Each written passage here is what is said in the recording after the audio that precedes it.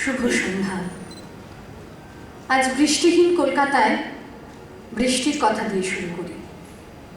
এ বৃষ্টি বুকের ভিতর পড়ে, বৃষ্টি পড়ে টাপুর টুপুর, হৃদয় ভরে বান, আকাশ বাতাস ঘিরে রয়েছে রবি ঠাকুরের গান।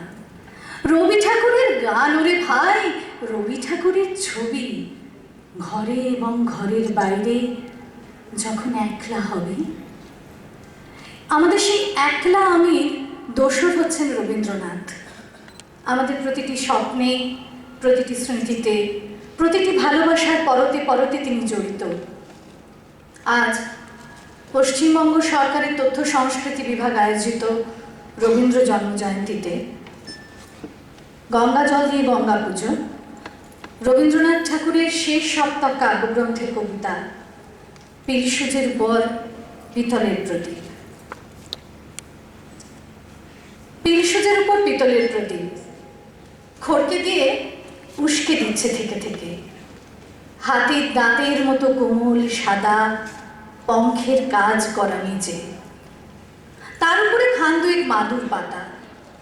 ছোট ছেলেরা জড়ো হয়েছে ঘরের কোণে মিটমিটে আলোয়। বুড়ো মোহন সর্দার, কলম লাগানো চুল বাবরে করা, মিশকালো রং, চোখ দুটো যেন বেরিয়ে আসছে।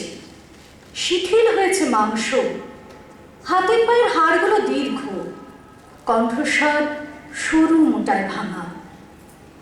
রোমাঞ্চ লাগবার মতো তার পূর্ব ইতিহাস।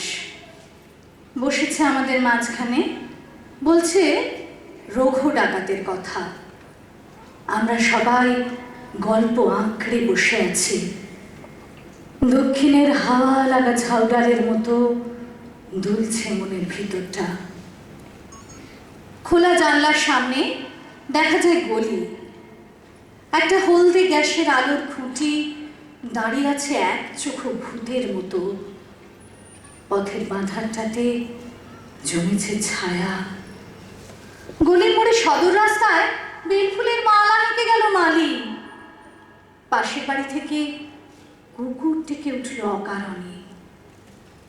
9টার ঘন্টা বাজল দেউড়িতে। অবাক হয়ে শুনছি রঘুর চলিত কথা। তত্ত্বরত্নের ছেলের পৈতে রঘু বলে পাঠালো চরের মুখে, নম নম করে সারলে চলবে না ঠাকুর, দেব না খরচের কথা। মোড়লের কাছে পত্র দেয় 5,000 টাকা দাবি করে ব্রাহ্মণের জন্য।